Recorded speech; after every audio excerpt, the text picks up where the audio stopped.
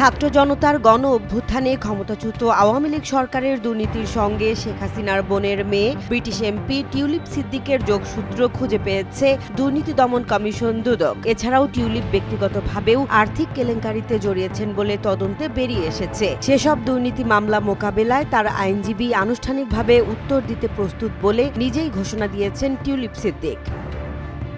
দুর্নীতির অভিযোগে ব্রিটিশ মন্ত্রীর পদ থেকে পদত্যাগ করার পর এটি তার প্রকাশ্যে বক্তব্য। সম্প্রতি ব্রিটিশ সম্প্রচার মাধ্যম স্কাই নিউজকে দেয়া এক সাক্ষাৎকারে তিনি একথা বলেন। বাংলাদেশের ছাত্র জনতার আন্দোলনে ক্ষমতাচ্যুত রাজনৈতিক দল আওয়ামী লীগের সঙ্গে আপাতত সম্পর্কের বিষয়ে কোনো অনুশোচনা আছে কিনা এমন প্রশ্নের জবাবে টিউলিপ সিদ্দিক তার আইনি চিঠি দেখতে বলেন, যেখানে কোনো প্রশ্নের উত্তর দেয়া আছে কিনা।